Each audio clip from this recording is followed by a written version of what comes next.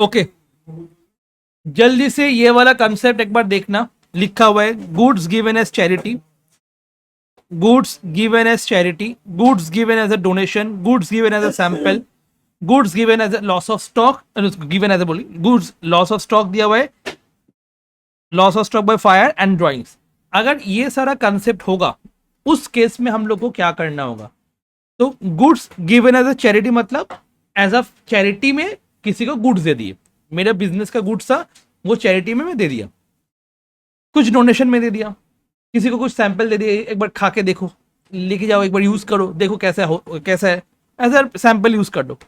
या फिर उस गोडाउन में जो मेरे जहां पे मेरा गुड्स था वहां पे आग लग गया, loss of stock by fire. या फिर वही वाला जो गुड्स था वो मैं खुद के कंजम्पशन में ले लिया, मतलब ड्राइंग से हो गया। ये सब केस में हम लोग को जर्नल क्या करना होगा? तो नाम पे पता चल जाएगा, चैरिटी, डोनेशन, सैंपल, ये सब लिखा होगा, नाम से पता चल जाएगा। तो इसका जर्नल एंट्रीज क्या होने वाले? तो जर्नल एंट्रीज के लिए हम लोग को क्या करना होगा? अगर चैरिटी या फिर डोनेशन किए, चैरिटी में या फिर डोनेशन में दिए, तो चैरिटी और डोनेशन अकाउंट डेबिट कर दोगे, एक्सपेंस है। नेक्स्ट, अगर डिस्ट्रीब्यूशन एज अ सैंपल हुआ, मतलब जैसे कभी कभी देखना कि इलेक्ट्रिसिटी बिल के साथ कोई शैम्पू का पैकेज फ्री में दिया जाता है, ठीक है, वो होता है एज अ सैंपल या फिर एडवर्टाइजमेंट, या फिर उसको सेल्स प्रमोशन भी बोलते हैं। सेल प्रमोशन के लिए एक बार आप यूज करके देखिए, अच्छा लगेगा तो वापस आना, आप खरीद कर जाना, ठीक है। तो ये होता है सेल्स प्रमोशन, ठीक है। या फिर क्या हुआ? लॉस बाय फायर या फिर लॉस बाय थेफ्ट, चोरी हो गया या फिर आग लग गया, loss of stock by fire और थेफ्ट अकाउंट डेबिट टू तुम्हारा ये होने वाला। उसके बाद ड्राइंग्स हुआ, गुड्स मतलब खुद के कंजम्पशन में लिए, तो ड्राइंग्स अकाउंट डेबिट हो जाएगा। दैट मीन्स कुछ भी होगा, अगर चैरिटी हुआ तभी भी चैरिटी डेबिट, डोनेशन हुआ donation debit, as a sample use हुआ advertisement sample sales promotion debit, loss of stock by fire हुआ loss of stock by fire debit हो जाएगा। अगर थेफ्ट हुआ थेफ्ट लिख दोगे, अगर खुद के कंजम्पशन में यूज हुआ ड्राइंग्स लिख दोगे, एंड लास्ट में क्या हो जाएगा? To purchase account. एंड ये सारा जो परचेस होगा ये कॉस्ट प्राइस में होने वाला है, सेल प्राइस में नहीं होने वाला है। क्लियर? कॉस्ट प्राइस में होने वाला है, सेल प्राइस में नहीं होने वाला है। अब नेक्स्ट पॉइंट, ये जो loss of stock by fire हुआ या फिर थेफ्ट हुआ, अगर विदाउट इंश्योरेंस है, विदाउट इंश्योरेंस मतलब उस गुड्स के ऊपर मैंने इंश्योरेंस नहीं किया हुआ था, मेरा इंश्योरेंस उस गुड्स के लिए नहीं लिया गया था, तो loss of stock by fire account debit हो जाएगा, इंश्योरेंस कंपनी का कोई भी चीज नहीं आने वाला है। बट जब वही चीज वेन गुड्स आर इंश्योर्ड, मतलब मैं गुड्स के लिए इंश्योरेंस करवा के रखा हूं, उस केस में क्या होने वाला है? Insurance company account debit to loss of stock by fire, मतलब ये लॉस मेरा रिस्पॉन्सिबिलिटी नहीं है, ये लॉस किसका रिस्पॉन्सिबिलिटी है? इंश्योरेंस कंपनी का रिस्पॉन्सिबिलिटी है। तो ये जो loss of stock by fire debit किया हुआ था, इसको तुम लोग क्या कर दोगे? क्रेडिट कर दोगे। एंड किसको डेबिट कर दोगे? इंश्योरेंस कंपनी को डेबिट कर दोगे। क्लियर? दैट मीन्स इंश्योरेंस के केस में टोटल 3 एंट्री पास करना होगा। First entry loss of stock by fire to purchase, second entry insurance company to loss of stock by fire, and third entry insurance company जब पैसा देगा। तो insurance company debit हुआ था, जब पैसा देगा उसको क्या कर देंगे? क्रेडिट कर देंगे। और डेबिट क्या हो जाएगा? बैंक अकाउंट या फिर profit and loss account. Suppose मेरा लॉस हुआ था, सपोज 1000 गुड्स, मेरा लॉस हो गया था 1000, ओके। तो ये 1000 मैं किससे मांगने वाला हूं? इंश्योरेंस कंपनी से। तो इसीलिए क्या कर देंगे? Insurance company account debit to loss of stock by fire. इसके बाद सपोज ऐसा हुआ कि 1000 रुपीज का 1000 रुपीज मेरे को इंश्योरेंस कंपनी नहीं देने वाला है, तो सपोज 800 रुपीज दिया, तो 800 दिया, मैं इंश्योरेंस कंपनी को बोला था 1000 देने के लिए, तो 200 रुपए क्या हो गया? मेरा खुद का लॉस, वो कहां पे चला जाएगा? प्रॉफिट एंड लॉस अकाउंट में। तो ये केस में हम लोग को क्या एंट्री पास करना होगा? ये सारा एंट्री पास करना होगा। तो goods distributed donation, donation account debit, as a sample, sample account debit, loss of stock by fire, loss of stock by fire account debit, खुद कंज्यूम कर लिए तो ड्राइंग्स अकाउंट डेबिट, एंड नीचे क्या हो जाएगा? हमेशा परचेज होगा। एंड कौन सा प्राइस में होने वाला है? कॉस्ट प्राइस में होने वाला है। अब वही अगर इंश्योरेंस किया हुआ है तो हम लोग क्या करेंगे? Insurance company to loss of stock by fire and bank account debit to, ऐसे करके कर देंगे। क्लियर हुआ कि नहीं हुआ? ठीक है। तो इससे रिलेटेड सम है तुम्हारा ये वाला, ठीक है। इससे रिलेटेड सम है तुम्हारा ये वाला। जैसे गुड्स परचेज हुआ था, प्रोप्राइटर ने यूज कर दिया, तो क्या लिखोगे? Drawings to purchase. Stolen in transit, तो क्या लिखेंगे? Loss of stock in transit, loss of stock in transit. Next uninsured था, डिस्ट्रॉयड बाय फायर हुआ, तो loss of stock by fire to purchase. Next वाला goods costing 1000, insurance company accept the claim of 800, cheque receive हुआ। That means इसके लिए मेरे को 3 entry pass करना होगा, बिकॉज यहाँ पे इंश्योरेंस कंपनी क्लेम एडमिट कर रहे हैं। एंड लास्ट में दिया हुआ था चैरिटी, तो चैरिटी टू परचेज कर सकते हो। ये वाला सब जल्दी से एक बार कॉपी निकालोगे, जर्नल का फॉर्मेट बनाओगे और ये करना शुरू करोगे फटाफट। First, goods purchase for personal use, journal क्या किए हो, drawings account debit to purchase account, very good, drawings account debit to purchase account. Next one, next goods stored in transit, तो loss of stock in transit to purchase. ठीक है, एक बार बाकी देखो एक बार फटाफट। Next, goods uninsured 3000 were destroyed in fire, तो क्या हो जाएगा, loss of stock by fire to purchase, loss of stock by fire to purchase. Clear. Next one, goods costing 1000 damage by fire, तो डैमेज बाय फायर हो जाएगा, तो क्या हो जाएगा, loss of stock by fire to purchase 1000।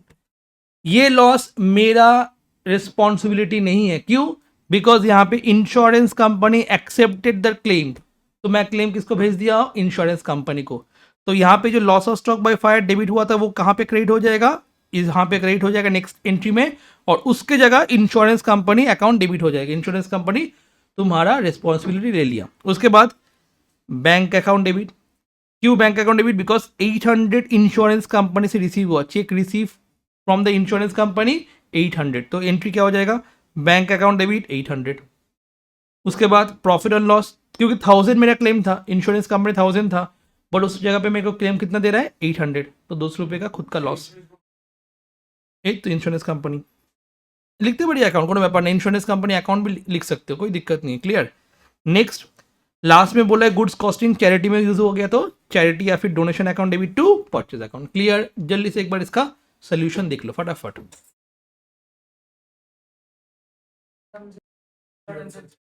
ये वाला part क्या, फर्स्ट फर्स्ट यहाँ पे 3 एंट्री पास होगा जब इंश्योरेंस कंपनी रहेगा। Clear. First entry, record the loss, तो loss of stock by fire to purchase, done.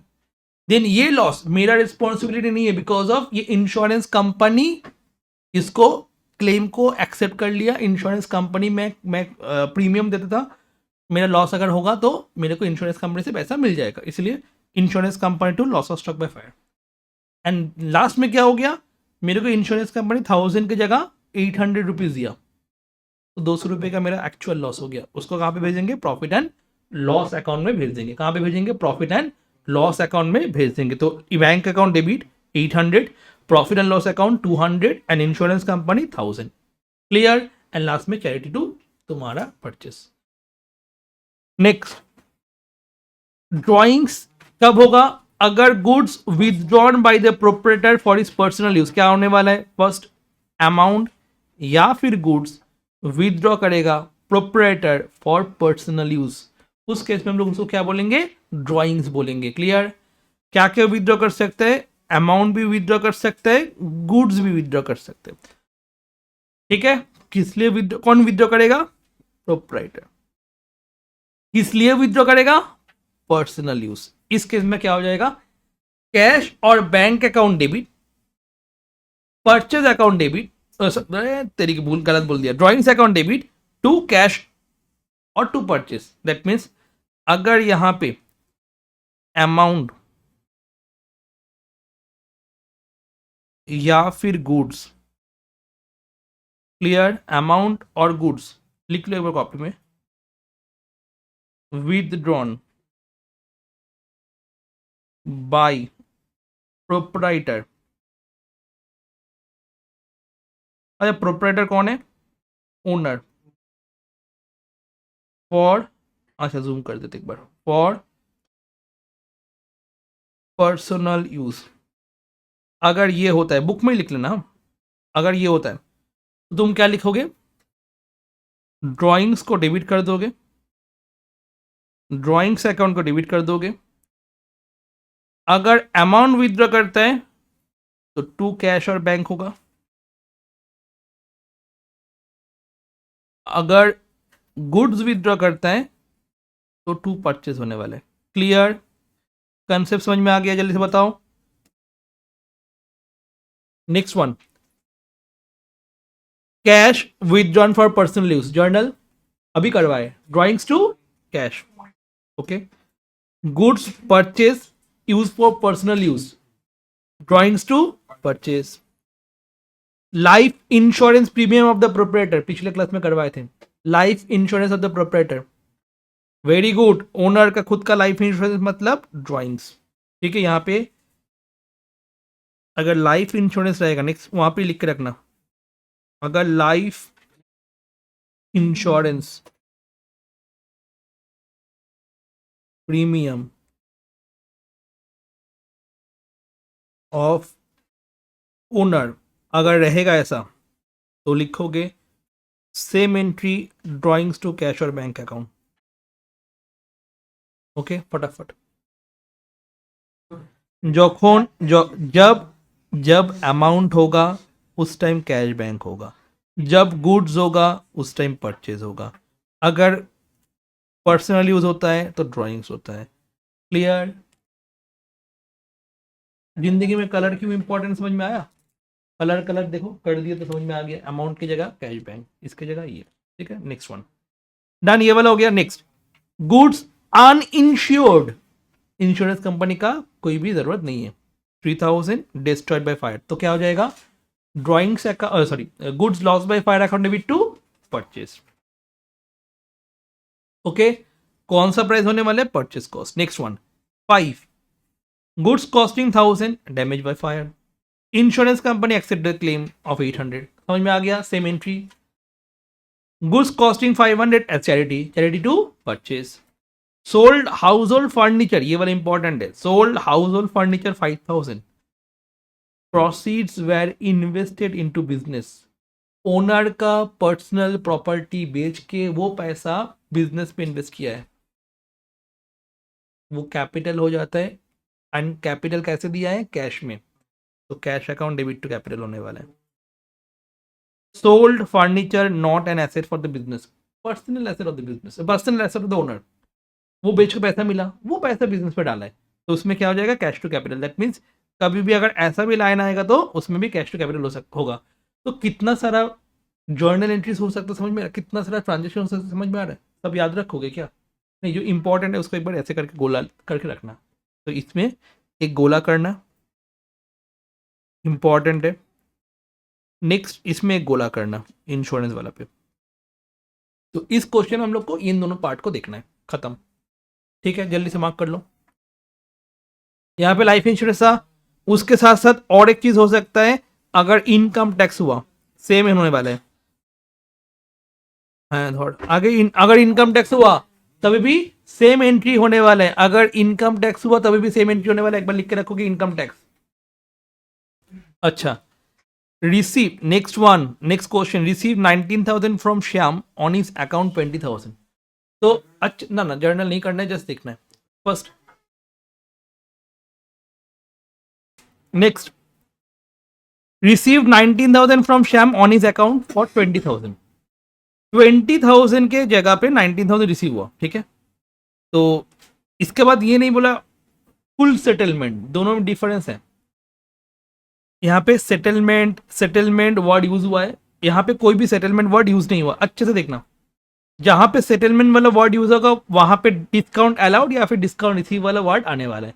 जहां पे सेटलमेंट वाला वर्ड नहीं है उसमें डिस्काउंट अलाउड या फिर डिस्काउंट रिसीव वाला वर्ड नहीं आने वाला है। क्लियर? सर ये सेटलमेंट का मतलब क्या होता है? मतलब ये लास्ट तुम्हारा ट्रांजेक्शन है बिटवीन बोथ द पार्टीज, उसके बाद उससे कोई भी रिश्ता नाता तुम्हारा नहीं है, सेटल कर दिया, खत्म। क्लियर? तो receive 19,000 from Shyam on his account of 20,000। यहाँ पे फुल सेटलमेंट नहीं लिखा हुआ, इसीलिए हम लोग क्या किए, खाली एंट्री पास किए, cash account debit to Shyam account 19,000, 1,000 का डिस्काउंट नहीं लिखे। कंसेप्ट समझ में आया? ये वाला कंसेप्ट समझ में आया? Cash account to Shyam account 19,000 हुआ, बट नेक्स्ट में डिस्काउंट अलाउड वर्ड यूज किए। क्यों? अच्छे से देखोगे, receive 19,000 from Bharat office account of 20,000। Clear? Same ही है ना? बट वर्ड यूज कर दिया सेटलमेंट, मतलब फाइनल सेटलमेंट है। इसके बाद रमन के बीच में और भरत के बीच में कोई भी एंट्रीज वगैरह, कोई भी ट्रांजेक्शन, कुछ भी रिश्ता नाता कुछ नहीं है। फाइनल सेटलमेंट है भाई। 20,000 की जगह 19,000 दे रहा है, रख लो, बाकी 1,000 मेरे को डिस्काउंट दे दो, क्योंकि रिसीव कर रहे उस टाइम में क्या करेंगे, डिस्काउंट अलाउ करेगा बाय द ओनर, मतलब बिजनेस रमन, तो डिस्काउंट अलाउ एक्सपेंस है। तो 20,000 रमन से भारत से मिलना है, तो भारत में 20,000 चला जाएगा। मिला कितना बताओ, पहले मिला कितना, 19,000, तो 19,000 को क्या कर दोगे, डेबिट, कैश अकाउंट डेबिट। तो 1,000 कहां गया भाई, 1,000 हम लोग डिस्काउंट दिए हैं, तो डिस्काउंट अलाउड अकाउंट वर्ड आ जाएगा, बिकॉज फुल सेटलमेंट ছিল না। আবার পরে দেবে হয়তো, अभी अभी तक उसके साथ रिश्ता नाता सही है एकदम। Next, paid 9,000 to Mohan on his account for 10,000, ये भी क्या डिस्काउंट अलाउड, डिस्काउंट रिसीव होगा, नहीं होने वाला, क्योंकि अभी तक वो तो पेड 9,000 टू मोहन, तो मोहन टू कैश और बैंक, बिकॉज पे किए, तो मोहन टू कैश हो जाएगा।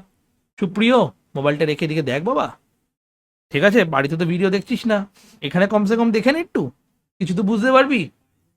तो Mohan to cash 9,000, okay, cash cash, कुछ नहीं बोलेगा तो कैश, चेक रहेगा तो तभी bank. Next one, paid 9,000 to Sohan, settlement of his account, same same but different settlement, तो यहां पे पे कर रहे तो डिस्काउंट रिसीव, तो पे करेंगे तो डिस्काउंट रिसीव, किसको पेमेंट कर रहे हैं, किसको पेमेंट कर रहे हैं बताओ जल्दी से, सोहन, तो Sohan account debit to cash account, और उस केस में डिस्काउंट मिलेगा मेरे को, तो 10,000 की जगह 9,000 पेमेंट करना हुआ, मतलब 1,000 का डिस्काउंट रिसीव हुआ। Sohan account to cash to discount receive, 10,000 की जगह 9,000 पेमेंट किए, मतलब 1,000 का डिस्काउंट। इससे हम लोग को क्या समझ में आया, नहीं दिखा रहा था इतना देर, ठीक है, ये देखो 1,000 डिस्काउंट आया, क्यों, बिकॉज 10,000 का 9,000 ये कैश पेमेंट किया, दैट मीन्स डिस्काउंट रिसीव हुआ तुम्हारा 1,000 का। क्लियर हुआ कि नहीं हुआ, ओके। नेक्स्ट वन, सर ये तो मेरे को पता ही है, सैंपल सैंपल, तो एडवर्टाइजमेंट या फिर free sample account debit to purchase कुछ टाइम पहले ही किए थे, okay. Next one, income tax, life insurance premium, drawings to bank bank, clear, goods destroyed by fire, loss of stock by fire to purchase, একদম একদম বললাম না এক্ষুনি, LIC, income tax of owner, तो ड्राइंग्स टू परचेज। तो इस जगह पे इंपॉर्टेंट कौन सा है, यहां पे 1 2 3 4, बस, बाकी इजी है। कैसे करते हैं, मिला मुला के देते हैं, मतलब मिला मुला के मतलब मिक्सअप करके देगा, बेसिकली डिफरेंट डिफरेंट एंट्रीज का परमुटेशन कॉम्बिनेशन बना के तुमको देगा, बोलेगा जर्नल करके दिखाओ। तो जो इंपॉर्टेंट वाला है उसको एक बार अच्छे से देख के जाओगे एग्जाम के टाइम में, तो इजीली हो जाएगा रिवीजन, क्लियर। तो रिवीजन करने के टाइम में ये स्टार वाला चीज अच्छा मतलब इंपॉर्टेंट तुमको समझ में आएगा, ये नया चीज सही है, आप इस क्वेश्चन में जल्दी से मार्क करोगे। अब यहाँ पे डिफरेंट डिफरेंट एंट्रीज है, ओनली फिक्स एसेट रिलेटेड, ठीक है। फिक्स एसेट अगर परचेज होगा तब क्या एंट्री पास होगा, अगर फिक्स एसेट सेल होगा तभी क्या एंट्री पास होगा। अगर फिक्स एसेट परचेज होगा तो हम लोग क्या करेंगे, फिक्स एसेट अकाउंट को डेबिट कर देंगे, बिकॉज एसेट बढ़ रहा है, ठीक है। जब फिक्स एसेट परचेज होगा, फिक्स एसेट को क्या कर दोगे, डेबिट। अगर फिक्स एसेट सेल होगा तो फिक्स एसेट को क्या करोगे, बोलो जल्दी से, क्रेडिट करोगे। तो अच्छे से सुनोगे, अगर परचेज ऑफ फिक्स एसेट है तो फिक्स एसेट डेबिट हो जाएगा, अगर सेल ऑफ फिक्स एसेट है तो फिक्स एसेट क्रेडिट हो जाएगा। ये बात समझ में आ गया, ओके। अगर अगर सेल हुआ इन परचेज हुआ इन कैश तो टू कैश अकाउंट, अगर परचेज हुआ through cheque to bank account, अगर परचेज हुआ क्रेडिट में वेंडर अकाउंट, क्रेडिटर्स नहीं वेंडर। एंड कॉस्ट क्या हो जाएगा, cost of the asset plus carriage और फ्रेट और इंस्टॉलेशन, कैरेज और फ्रेट और इंस्टॉलेशन ये प्लस हो जाएगा। क्लियर हुआ कि नहीं हुआ, cost of the asset plus carriage plus installation. एक एग्जांपल लेते हैं अच्छे से फिर समझ में आएगा। इसका साम आज हम लोग नहीं करने वाले, नेक्स्ट क्लास में करने वाले, जस्ट आज हम लोग कंसेप्ट समझ के छोड़ देंगे। First cost of the asset plus carriage plus installation, अच्छे से सुनना, ये सबको हम लोग क्यों ऐड कर देते हैं। सपोज मैं एक एसी खरीद रहा हूं, ठीक है, एसी का कॉस्ट है, एसी का कॉस्ट है सपोज 40,000 कॉस्ट है एसी का। अब उसको लाना है मेरे को, ठीक है, शोरूम से मेरे घर पे, तो उसके लिए क्या करेंगे, माथे पे लेके आएंगे क्या, नहीं ना, एकदम कोई गाड़ी बुक करेंगे, उस गाड़ी में लोड करेंगे उसको करके फिर यहाँ पे लेके आएंगे, कैरेज हो गया। अब इंस्टॉलर आया, इंस्टॉलेशन शुरू कर दिया, ठीक है, पाइप लगता है उसके अंदर, वो सिर्फ ये सब कुछ करना होता है क्या, ये सब डिफरेंट डिफरेंट चीज होता है। तो इंस्टॉलर को हम लोग पैसा दिए, तो ये सब चीज मेरा एक बार लगेगा या बार बार लगेगा, जो वन टाइम है उसको एक साथ प्लस करके एसेट में लिख देते हैं, वो कैपिटल एक्सपेंडिचर है। मतलब जो वन टाइम एक्सपेंडिचर है उसको हम लोग कौन सा एक्सपेंडिचर बोलते हैं, एंड कैपिटल एक्सपेंडिचर क्या होता है, सबको एक साथ प्लस करके हम लोग फिक्स एसेट में लिख देते हैं। तो इसी केस में क्या करेंगे, इसको प्लस कर देंगे, ठीक है। अब इसी का स्विच को शुभारंभ किए, टैंग एसी चलना शुरू कर दिए, ठीक है, पानी गिर रहा है पाइप में, कुछ चेंजेस हो गया, पाइप रिपेयरिंग करने के लिए आया, वो क्या एसी के खर्चे में ऐड हो जाएगा, नहीं। सर्विस करने के लिए आया, वो भी खर्चे में ऐड हो जाएगा, नहीं। क्लियर, तुम गाड़ी खरीदे, गाड़ी में मॉडिफाइड वगैरह किए, ठीक है, छत पत पूरा तुम खोल के पूरा रूफ टॉप बना के आराम से कर दी पहले, उसका खर्चा क्या होगा, वन टाइम, पेट्रोल डाल रहे हो, हवा भर रहे हो, रिपेयरिंग कर रहे हो, ये सब बार बार। तो बार बार का जो खर्चा है वो रेवेन्यू एक्सपेंडिचर है, वो एक्सपेंस में आ जाता है, रिकरिंग नेचर। और जो नॉन रिकरिंग वाला खर्चा है उसको कहाँ पे डालोगे, एसेट में डाल दोगे, याद रहेगा ये चीज। तो यहाँ पे हम लोग क्या करेंगे, फिक्स एसेट में उसको डाल देंगे, ये सब एसेट का प्लस हो जाएगा। क्लियर, तो कैपिटल एक्सपेंडिचर का मतलब क्या होता है, expenditure incurred to make the asset ready for use is a capital expenditure. Clear, it is debited to asset account. Capital expenditure कहाँ पे डेबिट कर देते हैं, एसेट अकाउंट में डेबिट कर देते, जैसे freight, wages paid for installation, purchase of construction of material, bricks, cement, ये सब तुम्हारा कैपिटल एक्सपेंडिचर हो गया। Clear, the word creditors is used for goods and the word vendor is used for asset, दोनों ही लाइबिलिटी है। Creditor वाला word कहाँ पे यूज होगा, गुड्स के लिए, वेंडर वाला वर्ड कहाँ पे यूज होगा, एसेट के लिए, अगर वो क्रेडिट हुआ। क्लियर, तो इसलिए यहां पे वेंडर आया, दैट मीन्स क्रेडिट हुआ। वेंडर कब आने वाला है, वेंडर कब आने वाला है, जब यहां पे ये होगा क्रेडिट परचेज ऑफ एसेट, उस केस में क्या हो जाएगा, वेंडर आने वाला है। क्लियर, नेक्स्ट जब सेल करेंगे तो कैश बैंक परचेज डेबिट हो जाएगा, परचेजर, ठीक है, डेबिट हो जाएगा, मतलब जो जिसको जो परचेज कर रहे हैं उसका अकाउंट डेबिट हो जाएगा टू फिक्स एसेट। क्लियर, जब परचेज किए देखो to cash bank vendor credit हो गया था, एंड जब सेल कर रहे तो कैश बैंक और परचेजर डेबिट हो गया। क्लियर, मतलब जो परचेज कर रहा था। अब फिक्स एसेट को हम लोग ज्यादा प्राइस में सेल किए, फिक्स एसेट का प्राइस था 1000 बट मैं उसको 1200 में बेचा, तो 200 रुपये एक्स्ट्रा मिला ना, वो मेरा प्रॉफिट हो गया, तो वो कहां पे जाएगा, profit on sale on fix asset. अगर मेरे को ऐसा हुआ 1000 का एसेट था बट 800 मिला, 200 रुपये का क्या हो गया, लॉस हो गया, तो loss on sale of fix asset. Clear, इससे रिलेटेड सम है तुम्हारा ये वाला। ओके, तो ये वाला हो गया कैपिटल एक्सपेंडिचर का पूरा कंसेप्ट। तो क्या हो जाएगा, अगर एसेट खरीदोगे, सपोज एसी खरीदे, रेफ्रिजरेटर खरीदे, बाइक खरीदे, मशीनरी खरीदे, फर्नीचर खरीदे, सब कुछ जो भी है, अगर एसेट खरीदते तो एसेट अकाउंट डेबिट कर दोगे। पैसा दे दिए तो क्या हो जाएगा, टू कैश। चेक दे दिए क्या हो जाएगा, टू बैंक। बाद में देंगे भाई वेंडर, उस कॉस्ट में क्या हो जाएगा, cost of the asset, carriage और इंस्टॉलेशन।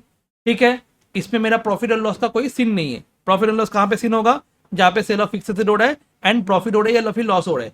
जब सेल कर रहे तो परचेस के टाइम में फिक्स एसेट को डेबिट किए थे, सेल के टाइम में फिक्स एसेट को क्रेडिट कर देंगे, बिकॉज फिक्स एसेट जा रहा है हम लोग के पास से, तो कम हो जा रहा है एसेट। ठीक है, पैसा बिल किया कैश डेबिट, चेक मिला बैंक डेबिट, जो क्रेडिट में खरीद रहा है उसका अकाउंट डेबिट। ठीक है, ज्यादा प्राइस में बेचे प्रॉफिट, कम प्राइस में बेचे लॉस। आइदर ऑफ दिस, मतलब दोनों में से कोई भी एक अकाउंट आने वाले। सर दोनों अकाउंट आ सकते, कभी नहीं आ सकते दोनों अकाउंट। ठीक है, एक ही एंट्री में प्रॉफिट एंड लॉस नहीं हो सकते, आइदर प्रॉफिट और लॉस।